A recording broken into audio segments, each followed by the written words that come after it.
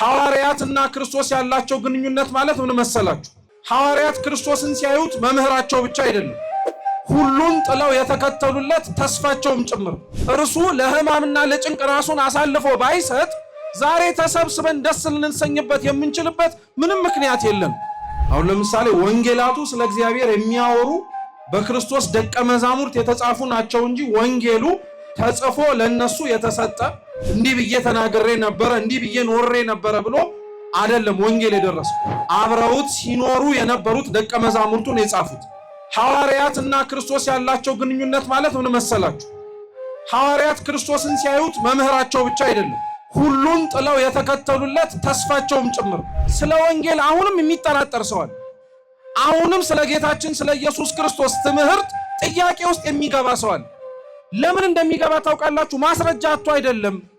ሊያምንበት የሚችልበት ምክንያት ተዘርዝሮ ቢቀርብ እንኳን ለማመን በጣም የሚጨነቀው ላለማመንም በጣም የሚታገለው የተጻፈው እንደተጻፈ ሊያሳየው የሚችል መረጃ አጥቶ አይደለም። የተጻፈውን ኖሮ የሚያሳየው ሰው ግን ጠፋው። ወንጌል በቤተ ክርስቲያናችን ውስጥ ምንም እንኳን መጽሐፍ ቅዱስ ሆኖ ቢቆጠርም እንደ ሌሎች በብሉይም በሐዲስ ኪዳንም እንዳሉ መጽሐፍት ማለት ነው የእግዚአብሔር ቃል ነው። ወንጌል ግን ቤተ ክርስቲያን ውስጥ የተለየ ቦታ ነው የሚሰጠው። ብሉይ ኪዳንም ሐዲስ ኪዳንም እንደምንማረውም ሆነ እንደምናውቀው አምላካችን የተናገራቸው ጻፉ ተብለው አባቶቻችን የጻፏቸው የጌታችን የልዑል እግዚአብሔር ቃል እንደሆነ እናምናለን። ወንጌል ከዛ በተለየ ግን ክብር ያለውና ትልቅ ቦታ የሚሰጠው ሌሎች መጽሐፍት የእግዚአብሔር ቃል እንደሆኑት እሱም መሆኑ ብቻ ሳይሆን ከፍ ብሎ ግን በተለየ መልኩ የትኩረት አቅጣጫውም ዋነኛ ጉዳዩም ስለ እግዚአብሔር፣ ስለ ወልድ፣ ስለ ኢየሱስ ክርስቶስ፣ ስለ ሰው ልጅ ሲል የከፈለውን ቤዛነት፣ ድህነት ያስተማረውን ትምህርት ቢናገር ቢጽፍ። ወንጌል በነገራችን ላይ ምንም እንኳን ስለ ጌታችን ስለ ኢየሱስ ክርስቶስ የሚናገርና የሚያስተምር መጽሐፍ ቢሆንም ራሱ ግን ጌታችን ኢየሱስ ክርስቶስ አልጻፈው። በጣም ነው የሚገርማችሁ ክርስቲያኖች፣ መጽሐፍ ቅዱስ እንደው ላስተዋለው ሰው ጸሐፊያኑ ሰዎች ናቸው፣ የሚያጽፋቸው መንፈስ የእግዚአብሔር ነው። አምነን ተቀብለነው በቤተ ክርስቲያናችን ባሉት መጽሐፍት ማለት ነው ራሱ እግዚአብሔር ጽፎታል ብለን ያለን መጽሐፍ እንደሌለ ታውቃላችሁ?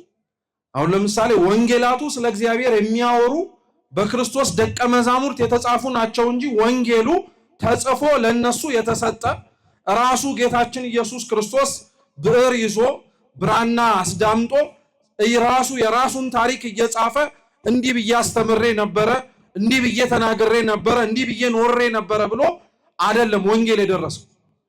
ወንጌል ክርስቶስ ኖሮት አብረውት ሲኖሩ የነበሩት ደቀ መዛሙርቱን የጻፉት። ይሄን ማወቅ ስለሚያስፈልግ ነው። በነገራችን ላይ ክርስቶስ ለምንድነው ራሱ ወንጌልን ያልጻፈው? ተነቦ የምናገኘውን ቅዱስ ወንጌል እጃችን ላይ ያለውን ማለት ነው ለምንድነው አምላካችን በደቀ መዛሙርቱ እንዲጻፍ ያፈለገበት ምክንያት ብለን መጠየቅ አለብን። ወንጌል ከክርስቶስ እርገት በኋላ ነው የተጻፈው። ጌታችን የድህነት ስራውን ጨርሶ ካረገ በኋላ ደቀ መዛሙርቱ የጌታችን የኢየሱስ ክርስቶስን የኖረውን ኑሮ በምድር ላይ ጽፈው እንኩ ብለው ለኛ ለልጆቻቸው በጊዜውም ለነበሩት ለክርስቲያኖች ሰጥተው እና ለምንድነው ክርስቶስ ያንን ደቀ መዛሙርቱን ያጻፈውን መጽሐፍ እሱ ራሱ የማይጽፈው ብለን ብንጠይቅ መጽሐፍ አቅቶት አይደለም። እነሱን እንዲጽፉት ያነሳሳቸው አምላካቸው፣ እነሱን እንዲጽፉት ያነሳሳቸው የእግዚአብሔር መንፈስ ራሱ ጌታችን እግዚአብሔር ተስኖት አይደለም። ክብር ይግባውና ሁሉንም ነገር አድርጎ ጨርሶ አከናውኖ ማስረከብ ይችል ነበር፣ ግን ያንን አላደረገው። ወንጌላት ከሱ ይልቅ በደቀ መዛሙርቱ እጅ እንዲጻፍ የፈለገበት የመጀመሪያው ምክንያት ከክርስቶስ እርገት በኋላ ይህች ቤተ ክርስቲያን ብቻዋን እንዳልሆነችና እግዚአብሔርም አብሯት እንዳለም ጭምር እንዲታወቅ። ልብ ብላችሁ ስሙ ክርስቲያኖች። የክርስቶስ የመጀመሪያዎቹ ተከታዮቹ የሆኑት ሐዋርያት ማለት ነው ከጌታችን ጋር የነበራቸው ቀረቤታ ግንኙነት የመምህርና የተማሪ ብቻ አይደለም። ስለ ክርስቶስ ሲሉ ሁሉን ነገር ተውለት ነው የተከተሉት። ሐዋርያትና ክርስቶስ ያላቸው ግንኙነት ማለት ምን መሰላችሁ? ሐዋርያት ክርስቶስን ሲያዩት መምህራቸው ብቻ አይደለም፣ ሁሉን ጥለው የተከተሉለት ተስፋቸውም ጭምር። ሐዋርያት ክርስቶስን ሲመለከቱት ሁሉን ጥለው ሁሉን አስበልጠው የወደዱት የመጨረሻ ፍቅራቸው።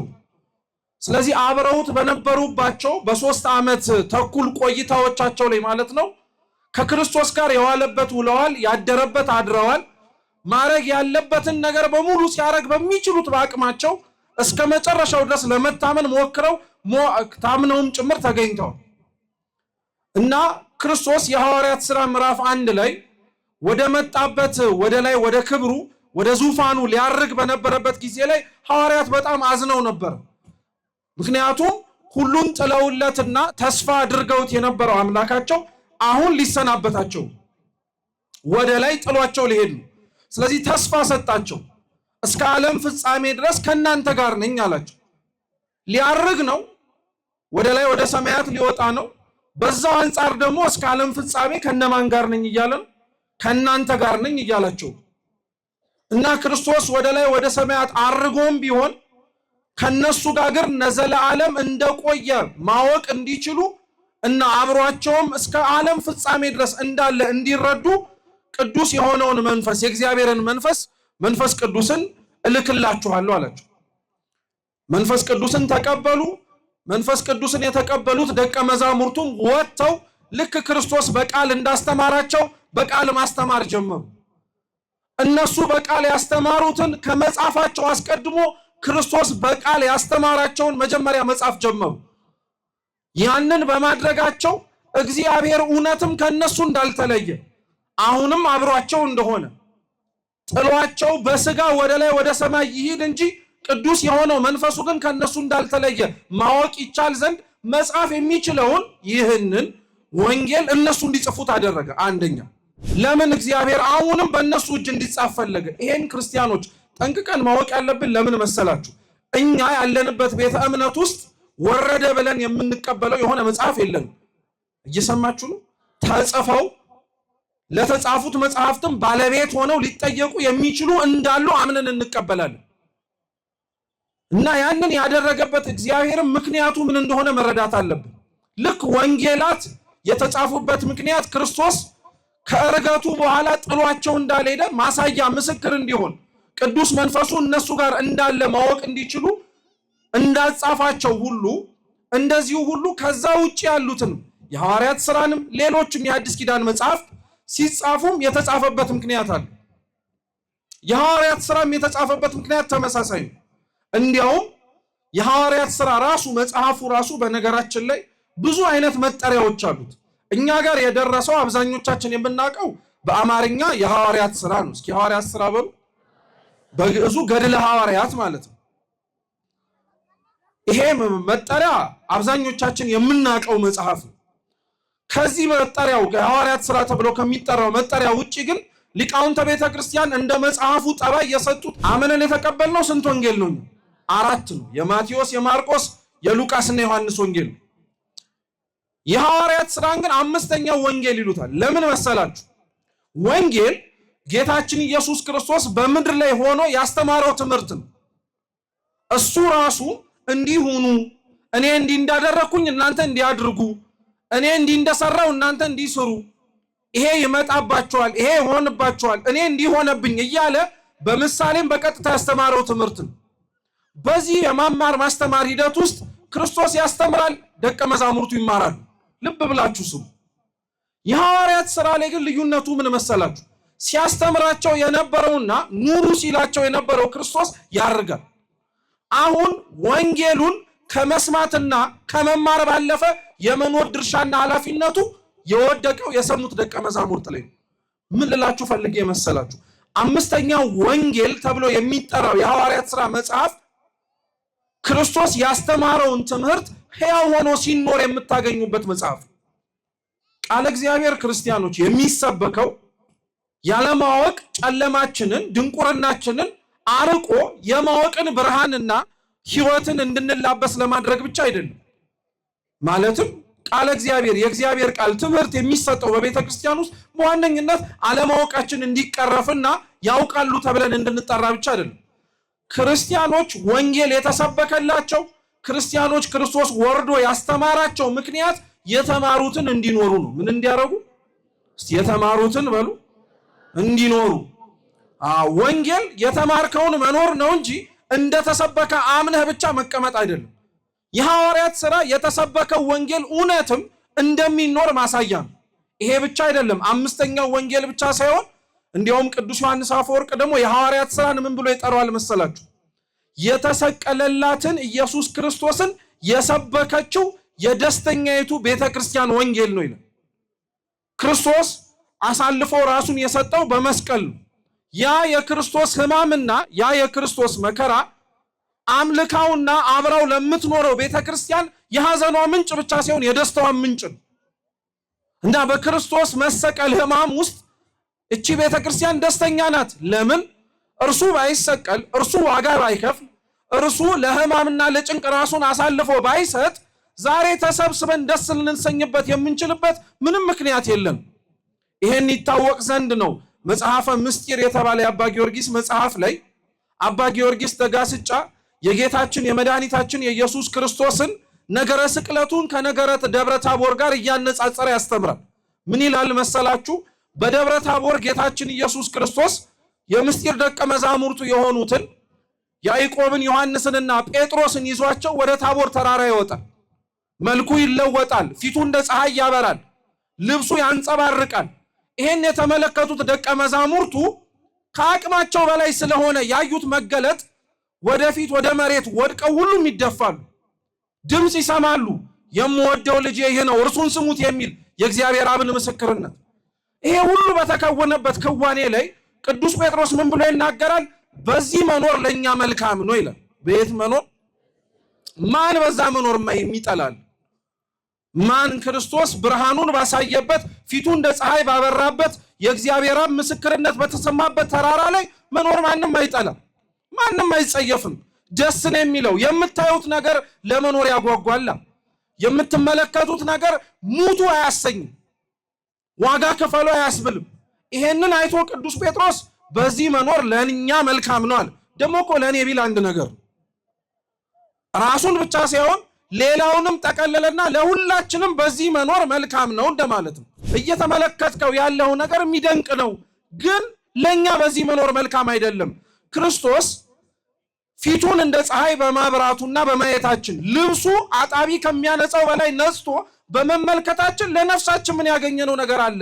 ላንተ በዛ በደብረ ታቦር መኖር መልካም ነው፣ ለኛ እርቃኑን ሆኖ በተሰቀለበት በቀራንዮ መገኘት የተሻለ ነው አለ አባ ጊዮርጊስ።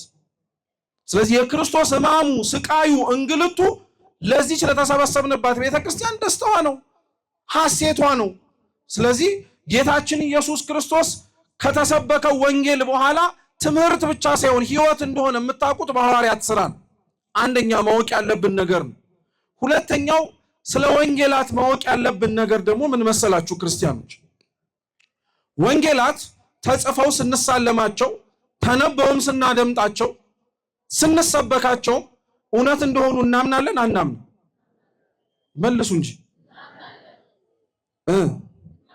ማንም ያምናል፣ ምንም ጥርጥር የለውም። ክርስቲያን ሆኖ ወንጌልን ታምናለህ ተብሎ ቢጠየቅ ምን አይነት ጥያቄ ነው ራሱ ጥያቄውን የሚያስብለው? ግን እውነት ክርስቲያኖች አያምጣብን እንጂ ወንጌል ራሱ እውነት መሆኑን በምን ታውቃላችሁ ብትባሉ ምን ልትሉ? ምክንያቱም ለምን መሰላችሁ? እቺ የምንኖርባት ዓለም እንኳን ስለ ክርስቶስ የተጻፈውን ይቅርና ባለቤቱ ራሱ እኮ የለም ብላ የምትክድ አምላክ ናት። የለም ብላ የምታምን ዓለም ውስጥ ነው ያለ ነው። እግዚአብሔር የለም የሚል ማለት ነው። ክርስቶስ የለም ብሎ የሚያስተምር የሚናገርበት ዘመን ላይ ወቅት ላይ ፈተና ላይ ያለንበት ወቅት ስለሆነ ማለት ነው። የተጻፈውን ወንጌል ታዲያ አምላክ የለም ብሎ የሚጠራጠር ሰው እንዳለ ሁሉ የተጻፈውን ራሱ እውነት ብሎ ላለመቀበል ምክንያት የሚፈልግ ሰው አይጠፋም። አንዱ የተጻፈልን ወንጌል እውነት መሆኑን የምናውቀው በምን መሰላችሁ ክርስቲያኖች? ደቀ መዛሙርቱ የክርስቶስን ታሪክ ሲጽፉ በወንጌላቱ ወንጌሉን ታሪኩን ብቻ አልጻፉ። ለምሳሌ የሉቃስ ወንጌል ምዕራፍ 1ን ገልጣችሁ ቤት ብታነቡት ለተወደደውና ለተከበረው መልእክቱ ለተጻፈለት ወንጌሉ ለደረሰው ሰው ያንን ከተጻፈ በኋላ ቅዱስ ሉቃስ የሚገርማችሁ ያ ታሪክ በተፈጸመበት ጊዜ ላይ ነገስታት የነበሩትን ሰዎች ስማቸውን ይጽፋል። አውግስጦስ ቄሳር በነገሰበት በዚህኛው ዓመት እንትን በሆነበት በዚህኛው ዓመት ለምን አስፈለገ? እና አግስጦስ ቄሳርን እነንተናን ነገስታቱን ከሚጽፍልን እንዲሁ ጊዜ ተርፎት የጻፈው ከሆነ ይሄንን መረጃ ስለ ክርስቶስ የተሻለ ነገር ቢነግረን አይሻል? ደቀ መዛሙርቱ ግን ልብ ብላችሁ አድምጡ ክርስቲያኖች፣ ይሄንን ቅድመ የክርስቶስን ታሪክ ከመጀመራቸው በፊት የነገስታቱን ስም የጻፉት አንድ ሰው ተነስቶ ወንጌልን አላምንም ቢል የተጻፈውን ማለት ነው። ስለ ክርስቶስ ህልውና መኖርም እጠራጠራለሁ ቢል የኛን መረጃ ስለ ክርስቶስ ተጽፎ የምታገኘውን ማመን ከከበደ በጊዜው የነበሩት የነገስታቱን ዜና መዋዕል አንብብ። እነሱ ላይ ተጽፎም የምትጠራጠር ግን ከሆነ ችግሩ አንተ ጋር ነው ለማለት ነው። እየገባችሁ ነው የምላችሁ? አንደኛው ወንጌል እውነት መሆኑን የምናውቀው በዛ ነው። ከክርስቶስ ታሪክ ውጪ በጊዜው የነበሩትን ሰዎች ይናገራል። የነሱ ታሪክ ላይ ሄደ ፈልገ ብታስሰው ክርስቶስን ታገኘዋለህ። እንደ አምላክነቱ ተጽፎ ላታገኘው ትችላለህ። ስለመኖሩ ግን እርግጠኛ ማስረጃ ታገኛለህ። አንድ ሁለተኛ፣ ስለ ክርስቶስ የተጻፈልን ወንጌል እውነት እንደሆነ የምናውቀው ሁለተኛው ምክንያታችን ደግሞ ምን መሰላችሁ? ስለ ክርስቶስ ምስክርነት የሰጡት የሚያምኑት የሚወዱት የተከተሉት ደቀ መዛሙርቱ ብቻ አይደለም። ስለ ህልውናው ብዙዎች አምነዋል ስለ ክርስቶስ መኖሩ። አንዳንድ ሰዎች ምን መሰላችሁ? ክርስቶስ በመሬት ላይ ኖሮ ስለተናገረው ነገር ስላስተማረው ትምህርት ጥርጣሬ አድሮባቸው ይሄ እርሱ ያልተናገረው ነው፣ ይሄ እናንተ የጨመራችሁት ነው፣ ወይ ጌታ ሳይጽፈውና ሳይናገረው አለ ብላችሁ ያጨመራችሁት ነው ተብሎ ሊነገር ይችላል። ልብ ብላችሁ ስሙ አደራችሁ። እንደዛ ሲባል የሚለውም ሰው ምክንያት አለው፣ እኛም ደግሞ አይደለም ብለን ለምንመልሰው የራሳችን የሆነ ምክንያት አለ። እናሳ ጌታችን ኢየሱስ ክርስቶስ ታሪኩ ተጽፎልን የምናገኘው ወንጌል እውነት እንዲሆን የሚያስችለን የመጀመሪያው ምክንያት እንዳልኳችሁ ከሱ ውጪ የነገስታቱ ባለታሪኮች ሆነው በዛ መጽሐፍ ላይ የተጠቀሱት ሰዎች የተዘረዘሩት ማንነቶቻቸው ወይንም ደግሞ የግለሰቦቹን ስም ነገስታቱን ብትፈልጉ የነሱ ዜና መዋዕሎች ላይ እሱ መኖር አለ። አንድ ብላችሁ ያዙ።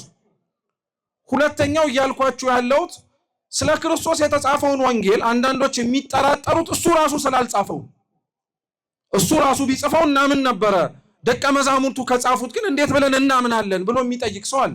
ታዲያ እንዴት ነው ወንጌል ጋር ሲመጣ እሱ ካልጻፈው በቀር ስለ ህልውናው እንጠራጠራለን የሚለው አንድ ሰው ከሆነማ ማንነታቸው ሳይታወቁ መኖራቸው እያለ ነገር ግን ሳይጽፉት ሌሎች ደቀ መዛሙርቶቻቸው የጻፉላቸውን ወይም ሌሎች ተማሪዎቻቸው የጻፉላቸውን ታሪክ አንብበን ነበሩ ብለን አምነናል።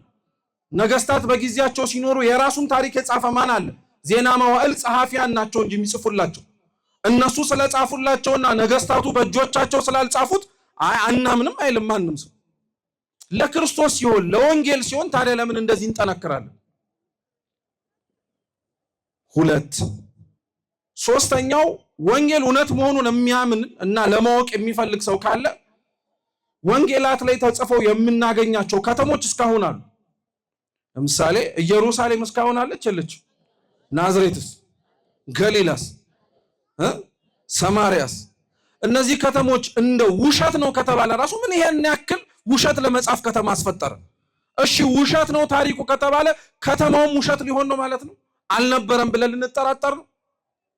አሁን ይሄንን ሁሉ ስለ ወንጌል ምን አስደከመ ማለታቸው አይቀርም። የወንጌል ክርስቲያኖች እውነተኛነቱ የሚታወቀው እንዲህ ምክንያት ዘርዝረን ጸሐፊያኑ ስላሉ በእንዲህ አይነት መልኩ ካርታ ስላለ ምናምን የምንለው ጉዳይ ብቻ አይደለም። ወንጌል እውነት መሆኑ የሚታወቀው የተሰበከለት ሰው ሲኖር።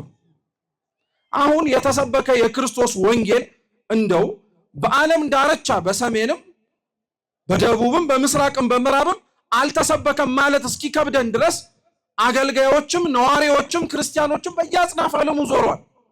በተሰበከው ልክ ግን ስለ ወንጌል አሁንም የሚጠራጠር ሰው አለ። አሁንም ስለ ጌታችን ስለ ኢየሱስ ክርስቶስ ትምህርት ጥያቄ ውስጥ የሚገባ ሰው አለ።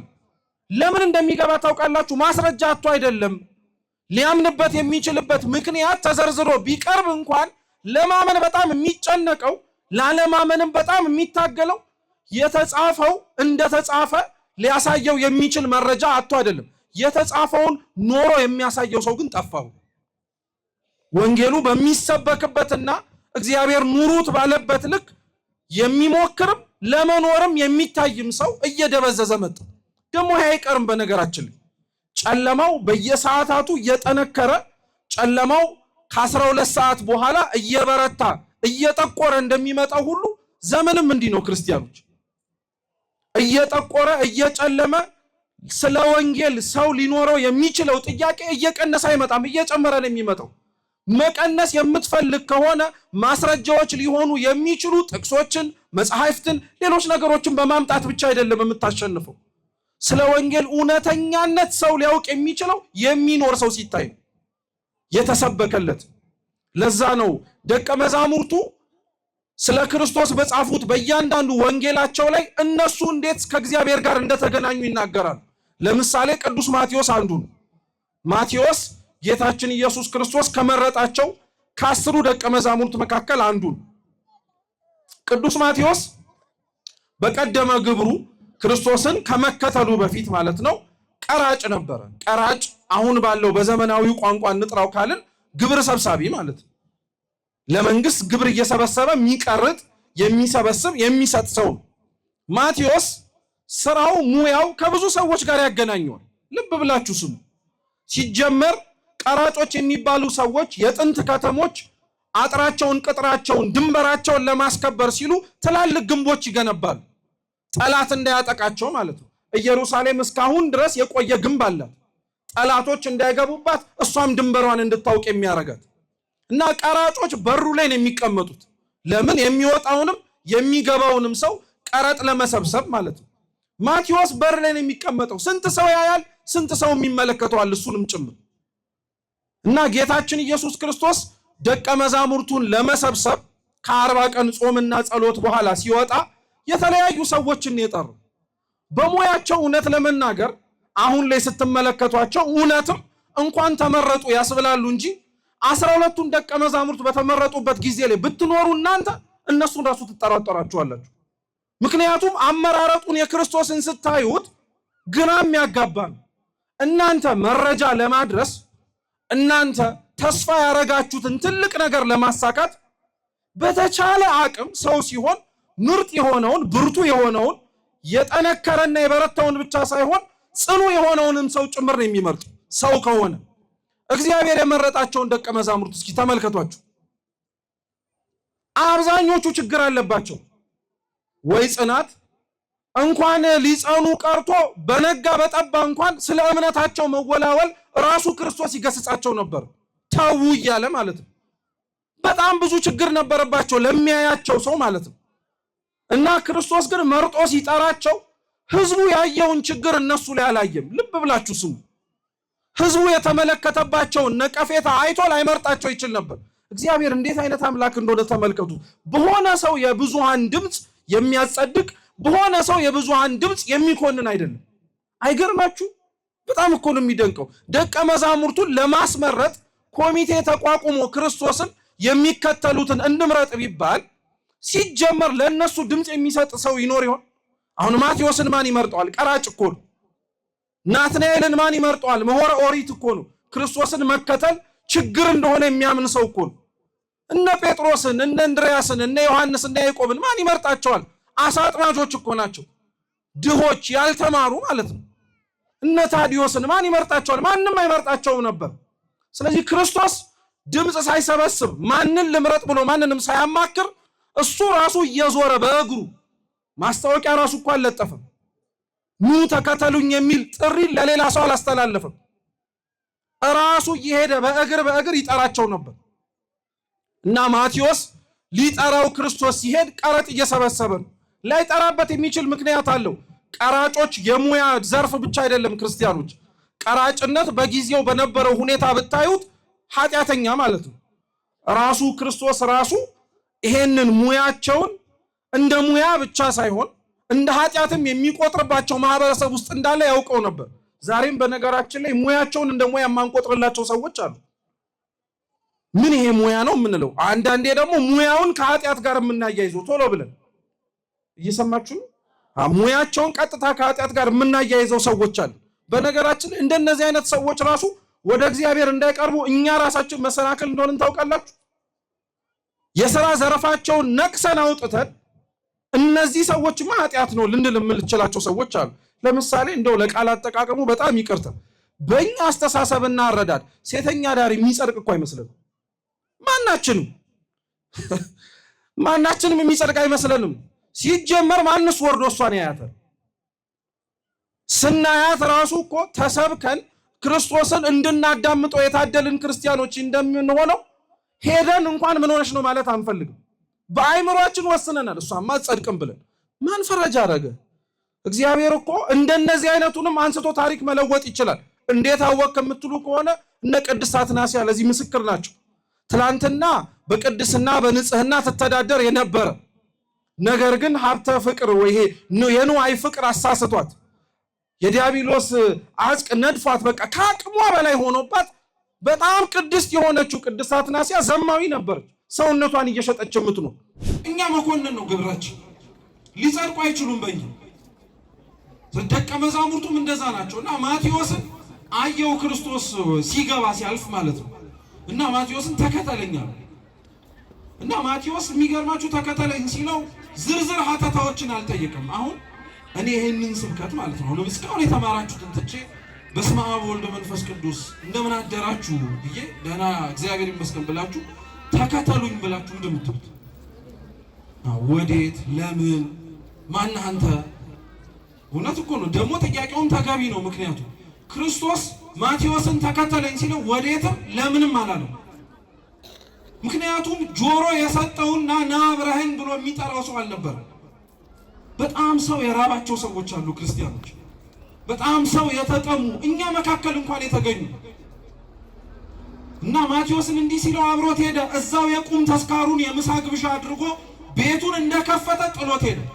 ማቴዎስ የዛን ጊዜ ላይ የወሰነው ውሳኔ ዛሬ ማቴዎስ ብለን እንድናከብረው አድርጎናል። ሁሉን ስለ እግዚአብሔር ስለተወ እግዚአብሔር የተወውን ነገር በሙሉ መልሶ ሰጠ። በነገራችን ላይ እኛ በህይወታችን በጣም የከበደን ነገር ይሄ ነው ክርስቲያኖች። እግዚአብሔርን ለብዙ ነገር ብለን እንተዋዋለን እንጂ ስለ እግዚአብሔር ብለን የተውነው ምንም ነገር የለም። ቅዱሳን ግን ስለ እግዚአብሔር ብለው ሁሉም ተውለት። እግዚአብሔር የተዉትን ዓለም መልሶ ሰጣቸው። ሁሉንም ነገር ሀብት ንብረቱንም ሰጣቸው። ሁሉንም ነገር አከናወነላቸው። የጠሉትን ስለሱ ብለው የተዉትን ነገር በሙሉ አረገላቸው። እና ቅዱስ ማቴዎስ ተከተለኝ የሚለው የክርስቶስ ስብከት አሸንፎት እስካሁን ድረስ የሚታወቅ ከፍ ያለ ቅድስናና ማዕረግ አለው። ክርስቲያኖች ዛሬ ክርስቶስ ተከተለኝ ብሎ ለማቴዎስ እንደሰበከው እኛን ከተከተለኝ የሚል ስብከት ብቻ ሳይሆን ስንቱን ሰባኪ እያለዋወጠ ሰበከ። ስንቱን ዘማሪ እያመጣ እኮ ልባችን መሰበር እንዲችል ስለሱ ብለን ትተነው መከተል የምንችለው ነገር እንዳለ ማወቅ እንድንችል አደረገን እኮ።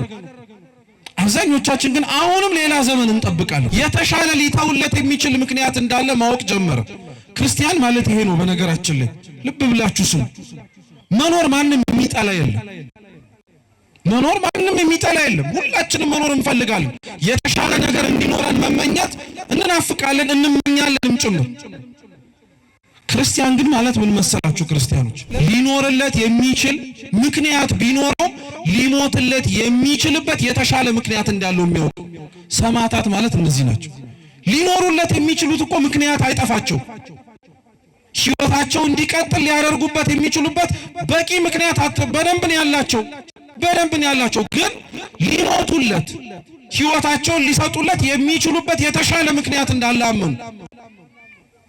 ይሄ ክርስትና የገባውና ክርስቲያን ማለት ምን እንደሆነ የተገነዘበው ሰው ነው። በቤተ ክርስቲያናችን ውስጥም ክርስቲያን ጭምር የሚሸከም እና ቅዱስ ማቴዎስ ስለ ክርስቶስ ሁሉን ጥሎ መከተል፣ ስለ ክርስቶስ ሁሉን ብሎ ትቶ መሄድን ስለሚያውቅ ጌታችን ልዑል እግዚአብሔር ሁሉን ትተን መከተል እንድንችል እንዴት እንደሚደክም እኛ ባነበብነው ወንጌል ላይ ያስተማር። መቼም የዘርዘሪውን ምሳሌ የማያውቀው ሰው የለም። ዘሪው ክርስቶስ እንደሆነ የሚዘራው ዘር ቃለ እግዚአብሔር እንደሆነ ማናችንም ተደጋጋሚ የሰማነው ስብከት። ክርስቶስ የዘራበት መሬት እኛ ልቦና እንደሆነ እናውቀዋለን። አንዱን በመንገድ ላይ ዘራው ተባለ። እንኳን ለመስማት ይቀርና ሊዘራበት እንኳን የማይመች ልብ ያለን ሰዎች አሉ። ተውት፣ ማብቀል አንድ ነገር ነው። ለመዘራት የማይመች ልብ ያለው ሰው አለ። አንዱን ዘሩን ደግሞ ጭንጫ መሬት ላይ ዘራዋል ፀሐይ ሲወጣ ይደረቀበት ማለት ነው አንዱን ሾህ መሬት ላይ ዘራው አንዱን መልካም መሬት ላይ ዘራው እኔ የምላችሁ ግን ክርስቲያኖች ይሄ ገበሬ መሬት ላይ ዘርቶት ትርፍ የሚያወጣ መቶ የሚለቅምበትን መሬት ሳያውቀው ቀርቶ ነው ሌሎቹ መሬቶችም ላይ ጭምር የሚዘራው እኔና እናንተ ሙያ እንኳን ባይኖረን ትርፍ ልታገኙበት የምንችሉበት ቦታ ላይ ነው እንጂ የሚደቅ ነገር ልታገኙበት የማትችሉበት ነገር ላይ ማንንም ሰው ጉልበቱን አያባክንም እያባከነም ከሆነ ሲነቃ ያቆመው እግዚአብሔር ግን አይገርማችሁ መልካም መሬት ላይ ዘርቶ ያገኝበት ቦታ የቱ እንደሆነ ያወቀ ፍሬ የማይገኝባቸው ቦታዎች ላይ እንኳን ዘሩን ይዘራል እግዚአብሔር ማለት ይሄ ነው ልባችን ምን አይነት እንደሆነ ጠንቅቆ ያውቀዋል ያንዳንዶቻችን አስፋልት ነው ዘር ከማባከን ባለፈ ተበቅሎ ወይንም ደግሞ መልካም የሆነ ነገር ሊገኝበት የማይችል ነው ቢሆንም ይዘራል ዛሬ አንተ ሊሆን ይችላል ነገ ማን ያውቃል ተመኮ ሊሆን ይችላል ከአስፋልት ጭንጫ ይሻላል ቢያንስ እንኳን አያዋፈ ሰማይ መጥቶ አለቀሙትማ ፀሐይን ያደረገ ፀሐይ መሬትም ላይ ይዘራል ለምን ማን ያውቃል ነገ ጭንጫ እንደሆንክ ቆሾ አንቆ የሚያስቀረው መሬት ልትሆን ይችላል ይሻላል ፀሐይ መጥቶት ከሚያደርቀው እሾህ አንቆት ቢያንስ እሾህ ሲመነጠርለት ከፍ የሚል መሬት ይሻላል እሾህንም የሚዘራብህ ማን ያውቃል ቢያንስ ነገ ምን ልትሆን ስለምችል ነው ልብ መልካም መሬት ሊሆን ይችላል ብሎ እግዚአብሔር በቃሉ እንዲህ ያክል የታገሰን ከኛ ፍሬ ስለሚፈልግ እግዚአብሔር በእያንዳንዱ ስብከቱ በእኛ ልብ ውስጥ ሊዘራው የሚፈልግ ክርስቲያኖች እና ይሄ ያልገባን ይሄ ያልተረዳን ይሄንንም ደግሞ ወደ ውስጣችን ያላስገባን ሰዎች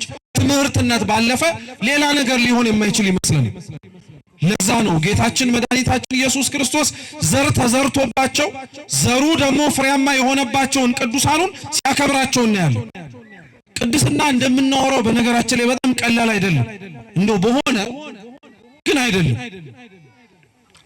ቅድስና ዋጋ ይጠይቃል ቅድስና እምቢ ማለትን ይጠይቃል ቅድስና መተው ይፈልጋል ተመልከቱ ክርስቲያኖች ከክርስቶስ ጋር ማን ነው ተጣብቆ ሁሉንም ነገር ሲል ሳይተውለት እንደወደደ የተራመደ የለም ሁሉም ስለ እግዚአብሔር የተወው ነገር ነበር ሁሉም ደቀ መዛሙርቱ አለኝ የሚሏቸው ነገር ትተዋል እነሱ ራሳቸው በአንደበታቸው ሲናገሩም ሰምተናል ሁሉን ጥለን ተከተልን ምን ታረግልናለህ ብለው ክርስቶስን ጠይቀውት እኛ እንደዛ ምንልበት አፍ ይኖረን ይሁን ሁሉን ጥልዬ ተከተልኩ ለጸሎታችን እኮ እንላለን አንዳንዶቻችን ትንሽ ሲመረን በጣም ከአቅማችን በላይ ስንፈተን እንለዋለን ምን ነው አምላኬ እንዲፈተንከኝ ምን በደልኩ እንላለን እስኪ ምን በደልኩ በሉ ምን ያልበደልከው ነገር አለ የእውነት እኮ ብላችሁ አታውቁም አምላኬ ምን በደልኩ ምን ያልበደልከኝ ነገር አለ ቢልስ ምን ያላጠፋው ጥፋት አለ ምን እንዳይሆነብህ የሆነብህ ነገር በሙሉ ምን ምክንያት አለ ማለት እኮ ይችላል ምንም አይልም እኛ ልብ እንድንገዛ እኛ ወደ ራሳችን ተመልሰን አይተን እንድንስተካከል ሁሉም ያቅሙን ትቶለታል እግዚአብሔር እስኪ ያቅሙን በሉ ያቅሙን ትቶለታል ጴጥሮስ እና ወንድሞቹ ዮሐንስ እና ወንድሙ የተወለት ያቅሙን ነው ያለችው መረብናት እንኳን አተወለት እግዚአብሔር ያለህን እንድትተወለት ነው የሚፈልገው ዛሬ እንኳን አመታዊ ክብረ በዓሏን የምናከብርላት ቅድስት አርሴማ ያላትን የተወችለት ምኑን ሰውነቷን ምንም ባይኖር ለእግዚአብሔር ራስህን መተው ትችላለህ አታበላሸው ራስህን እውነቴን እንምል አታስጨንቀው ከልክ በላይ መዋል የሌለበት ቦታ ላይ መገኘት የሌለበት ቦታ ላይ አታስቀምጠው ምንም ለእግዚአብሔር ልትሰጠው የምትችለው ነገር ኖሮ በቃ በጣም ከተጨነቅ አንድ ለእግዚአብሔር ብትሰጠው ሁሉን ነገር እንደሰጠው አድርጎ የሚቆጠረው ነገር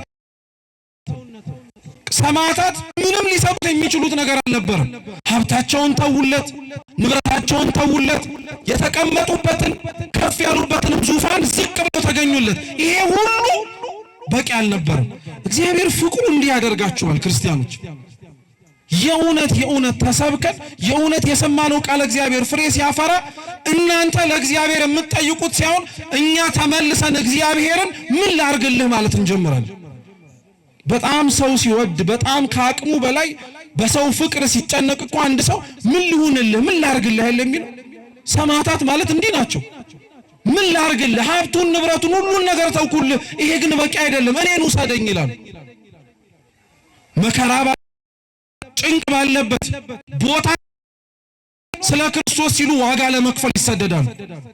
ስለ ክርስቶስ ሲሉ የሆነ ነገር ለማግኘት ሰውነታቸውን የተቀደሰ ነገር ለማድረግ ይሞክራሉ። ደግሞ እግዚአብሔር የሚገርማችሁ ከምንሰጠው ምንም አይነት ስጦታ ይልቅ ስለሱ ሲል ዋጋ የከፈለ ሰውነትን ይወዳል። በምን እናውቃለን መሰላችሁ? በረከታቸው ትድረሰንና አቡነ ኪሮስ የሚባሉ ጻድቅ ታውቃላችሁ? በረከታቸው ለሁላችን ትድረሰን። አቡነ ኪሮስ የሚገርማችሁ አንድ ታሪካቸው ላይ ምን አይነት ታሪክ አለ መሰላችሁ? ገድላቸው ላይ የሚያርፉበት ጊዜ ደረሰ። ይህችን ዓለም ተሰናብተው ወደ ዘላለማዊው ዓለም የሚሄዱበት ማለት ነው። እና ቅዱስ ገብርኤል ነው ወደ እሳቸው ወርዶ አቡነ ኪሮስን ይናገራቸዋል። ወዳጄ ሆይ የደከምከው ድካም፣ ጾም፣ ጸሎት፣ ስግደት፣ ምጽዋት ሁሉ ተሰምቶልሃል። አሁን ወደ እግዚአብሔር የምትሄድበት ሰዓት ደርሷል አሉ። እና ሁሌም እንምላችሁ መቤቴን ስሰማው ራሱ ይደንቀኛል። እኔ ደግሜም ሳነበውም ጭምር አቡነ ኪሮስ ምን አሉት? ከዚህ ለክርስቶስ ሲል መከራ ከተቀበለው ሰውነቴ በላይ የት ልትወስደኝ ትችላለህ አሉት። በጣም እኮ የሚደንቅ ነገር ነው። ለእግዚአብሔር ዋጋ የከፈለ ሰውነት ለካ ልንገባበት ከታጨንበት ቦታም ንጽጽር ላይ ሊቀርብ የሚችል ነገር አለው ማለት ነው። የተሻለ ቦታ የትወስደኛለህ አሉ። እና ቅዱስ ገብርኤል ደንቆት ወደ ተላከበት ወደ አምላኩ ሄዶ ተናገረ። አልመጣም እያለ ነው አለ። አልመጣም እያለ ነው። ና ስለው አልመጣም። ይሄ ሰውነቴ ስለ ክርስቶስ ሲል ዋጋ ከፍሏል። ገነቱ ይሄ ነው አለ። አይሆንም። ከገነት እጽዋት መካከል አንዱን ቀጥፋ አሸትተዋል። እና አቡነ ኪሮስ ወደ እግዚአብሔር የሄዱት ጣዕመ መንግስተ ሰማያትን ሊያስታውሳቸው የሚችል የገነት እጽዋትን ሽታ ሲያሸቱ ከጣዕሙ ብዛት የተነሳ ሳያውቁት ነፍስ ከስጋቸው ተለየባቸው። አየህ፣ ለክርስቶስ ብለህ የከፈልከው ዋጋ ማህተም ጠባሳ ያለበት ሰውነት በጣም ክብር አለው ማለት ነው። ዛሬ ቅድስት አርሴማን እኮ የምናከብራት ስለ ክርስቶስ ብላ የከፈለችው ዋጋ ጠባሳ አለ የሚታይ ማለት ነው። ዋጋ ከፍላትለታለች በደንብ አድርጋ። ንጽህናዋን ጠብቃለታለች። ድንግልናዋን አሳልፋ አልሰጥም ብላ ተጋድላለታለች። ከቅድነ ቅድስት አጋታ ከነ ቅዱስ ጎርጎሪዮስ አብሯት ማህበራት ከሆኑትም ጭምር ሕይወቷን ሰጥታለታለች። ይሄ ብቻ አይደለም። ከቅድስት አርሴማ እንደ መልካም መሬትነቷ 30 60 ብቻ ሳይሆን 100 ፍሬ ተገኝቶባታል። እስኪ 100 በሉ። 30 ማለት የቅርብ ቤተሰብ ነው። 60 ማለት አብሮ ካጠገብ ሊገኝ የሚችል ነው። 100 ፍጹም የሆነ በረከት ማለት የማያምን ሰው ነው። ቅድስት አርሴማ እንኳን በሷ የጽድቅ ሥራ አብሯት ያሉትን ወይ በቅርብ ርቀት ዜና ገድሏን የሰሟትን ብቻ ሳይሆን ታውቃላችሁ ያሰቃያትን ድርጣድስን ራሱ እኮ ሰማዕት እንዲሆን አድርገዋለች። ድርጣድስን የገደላትን ያሰቃያትን ያስጨነቃትን ከሱ 100 ፍሬ እንዲገኝበት ምክንያት ሆናለች። ክርስቶስ ዋጋ የከፈለለት ሰውነት መልካም መሬት እርሻ ሆኖ ፍሬ የሚለቀምበት ማለት ይሄ ነው። እንደው ዘመነ ጽጌ ነው ታውቃላችሁ። ይሄ ሰሞን ይሄ ወቅት ዘመኑ ፍሬ የሚታይበት የተዘራው እሸት በሙሉ ደርሶ አብቦ ከፍ ብሎ የሚታይበት ነው። እውነቴን እንደምላችሁ ክርስቲያኖች በዘመነ ጽጌ የእመቤታችንን ማህሌት ስንቆም ካህናተ ቤተ ክርስቲያን ይዘውት የሚያሸበሽቡበትን እንቡጥ ሆኖ የሚፈካውን ያንን ጽጌረዳ ስትመለከቱት ያ ጽጌረዳ ደርሶ ተቀጥፎ ለማህሌት መስዋዕት ለመሆን ደርሷል። እኛ መቼ ነው ለእግዚአብሔር ተቀጥፈን መልካም መዓዛ ሽታ ያለው ፍሬ ሆነን የምንቀርብለት? እንዲሁ ዝም ብለን እየኖርን እንዲሁ ዝም ብለን እየወጣን እየተመላለስን በጣም ነው የሚያሳዝነው። ሞልቶ ታርፎ የሰራነውን ጽድቅ የጨረስን እኮ ነው የሚመስለው አኗኗራችን። በጣም ነው የምንገርመው። በቃ ጽድቁን ጨርሰን መልካም የሆነውን ገድል ተጋልደን ይሄም ደግሞ እኮ አይደለም አክሊል እንደሚጠብቀን ነው አርፈን እጅግራችንን አጣፋን ቁጭ ያልነው። እንዴት ነው ጎበስ? በጣም እኮ ክፉ ነው ይሄ። መች ጨረስን? መች ሮጥን? መች ስለ ክርስቶስ ብለን ዋጋ የከፈልንለት ነገር አለ? እኛ ስለ ክርስቶስ ሰማዕት ለመሆን ምኞት ብቻ ያደርሳችሁም ክርስቲያኖች። ስለ እግዚአብሔር እሞትለታለሁ የሚል ንግግር ምኞት ብቻ ሰማዕት አያስኮንም። እውነት ለመናገር ሰማዕት መሆን መጀመሪያ የሚጀምረው እየሰማችሁኝ ነው፣ ስለ እግዚአብሔር ብሎ ለመሞት መጨረሻው ነው። ስለ እግዚአብሔር ብሎ ለመሞት ግን የመጀመሪያው መንገድ ከኃጢአት መላቀቅ ነው። ኃጢአትን ስለ እግዚአብሔር ስትል ካልተውክለት እንዴት ለእግዚአብሔር ብለህ አንገትህን ትሰጥለታለህ? ኃጢአትን ለአምላክህ ብለህ ካልተውክለት እንዴት ለእግዚአብሔር ብለህ ሕይወትን ትሰጥለታለህ? የመጀመሪያ የሰማዕታት ተጋድሏቸው የነበረው ከእግዚአብሔር ሊያርቃቸው የሚችለውን ነገር በሙሉ ቆርጦ መጣል። ተመሳሳይ ነው። ተመልከቱት የዘረረውን ዘር። አንዱን በአስፋልት ላይ ዘራው፣ ደረቅ በሆነ መሬት አዋፈ ሰማይ መጥተው ምን አደረጉት? እየሰማችሁ ነው? ወሰዱት አይደል እንዴ? አንስተው በሙሉ ወሰዱት። ሁለተኛውንም እንደዚሁ ያልተመቸ መሬት ነበር። ሶስተኛውም እንዲሁ መልካም በሆነ መሬት ላይ የተዘራው ግን ፍሬ ተገኘበት። እንደ አኗኗራችን፣ አካሄዳችን፣ አገባባችን፣ አወጣጣችን ተስፋ እንደምናደርገው መሆን አለበት። ከጥቂት ዓመታት በፊት እዚሁ ደብር እንደ ቤተ ክርስቲያን ሆና ስትተከል ዋጋ የከፈሉ ሰዎች ነበሩ። እውነቴን እኮ ነው የምላችሁ፣ ዋጋ የከፈሉ ሰዎች ነበሩ። ዛሬም ድረስ ስማቸውን ጠርተን በጣም የምንደነቅባቸው። እንዲሁ ዝም ብለህ ጠዋት ተነስተህ እኮ ሰማዕት አትሆንም። እንዲሁ ዝም ብለህ ማለዳ ተነስተህ መሆን ስለፈለክ አትሆንም። አንሆንም። ሲጀመር ሰማዕታትን ራሱ ዝም ብለው ከሚሞቱት ሰዎች ምን እንደሚለያቸው አሁን ለምሳሌ አንድ ሰው ታውቃላችሁ አይደለ? በበሽታ ታሞ ይሞታል።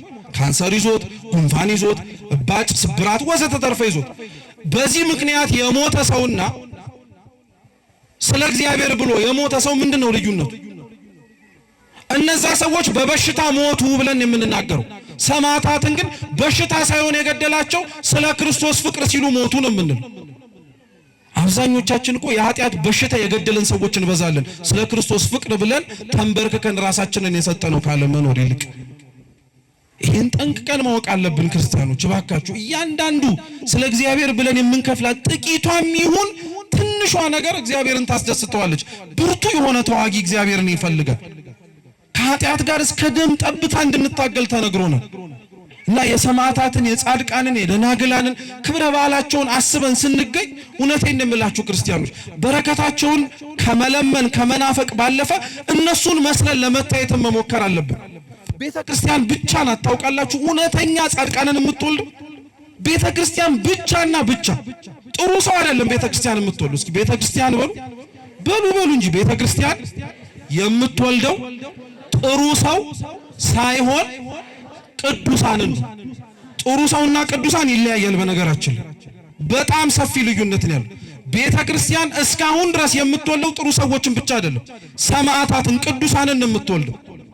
እና እውነት ለመናገር ቤተ ክርስቲያን ወልዳናለች ብለን ለመናገር እናታችን ናት ብለንም ለመመስከርም ጭምር ሊታይብን የሚገባ የሆነ ነገር መሆን አለበት። አኗኗራችን እንደዛ ነው መሆን ያለበት። እኛን አይተው እኛን ተመልክተው ሊያስታውሱት የሚገባ ነገር አለ። ድርጣድስ እኮ የቅድስት አርሴማን ውበቷን ሲያየው የሚማረከው እውነት በስጋዊ ውበቷ ብቻ ይመስላችኋል? ድርጣድስ አይቷት እኮ ሰውነቱን፣ አይኑን፣ ሐሳቡን ሁሉ ከሷ መንቀል የሚከብደው የስጋዊ የሆነ ውበት ስላላት ሳይሆን የእግዚአብሔር ፍቅርና ረድኤት ስለፈሰሰባት። እውነት እኛን አይተው በእግዚአብሔር ፍቅር የሚማረክ ሰው አለ? እኛን አይቶ በእግዚአብሔር ፍቅር የሚቃጠል ሰው አለ? እኛን አይቶ እግዚአብሔርን አየው ብሎ የሚያመሰግን ሰው አለ? አንድ ሊቅ ምን ይላል መሰላችሁ? ክርስቲያን መኖር ያለበት የተጻፉት ወንጌላት ባይኖሩ መልሶ ለመጻፍ በሚያስችል ቅድስና ነው ይላል። አሁን አያርገው እንጂ ሊቃውንተ ቤተ ክርስቲያን በቃላቸው ሸምድደው በአእምሯቸው ጓዳ ይዘውት ነው እንጂ ወንጌላቱ በቃል ባይያዙ የተጻፉት ወንጌላት አያርገውና ጠፉ ቢባል ማን መልሶ ይጽፈዋል? እንዴትስ መልሰን ልንጽፈው እንችላለን ብትሉ ደጋግ የሆኑ ክርስቲያኖችን በማየት ነው። አኗኗራችን እንደዛ ነው መሆን መቻል ያለበት። ትላንትና ስም አጠራራቸው የጠፉ ብዙ ጨካኞች አሉ፣ ስማቸው ተረስቷል። ዛሬ ግን ስለ እግዚአብሔር ዋጋ የከፈሉ ግን ዘመንም አይረሳቸው። ዓለም እንድታስታውሳችሁ የምትፈልጉ ከሆነ ለእግዚአብሔር ብላችሁ ሙቱለት። ስለ እግዚአብሔር የሞቱት ዓለም አልረሳቸውም። ስለ እግዚአብሔር የኖሩት ዓለም እያስታወሳቸው ይኖራል። እኛች ዓለም እንድታስታውሰን እኮ ያልደከምነው የማንደክመውም የለም። እስካሁን ደማቅ ታሪክ ጽፈን እንለፍ። አረ በስመ አብ ወወልድ ወመንፈስ ቅዱስ በጣም እኮ ነው የምንደንቀኝ። ታሪክ ስለተጻፈ ብቻ የማይዘነጋ አይደለም። ታሪክ እውነትም ሲኖር ክርስትና እውነትም ሲኖር የተሰበከው ወንጌል እኛ ላይ ታይቶ እነሱ ናቸው የሚነበቡት ሲባል እዛን ጊዜ ለማንም አይረሳል። እውነት እግዚአብሔር አምላክ የማይረሳ ሕይወትን በፊቱ እንዲሰጠን ቅዱስ ፈቃዱ ይሁንልን። የሰማነውን በልቡናችን ሰሌዳ ይጻፍልን።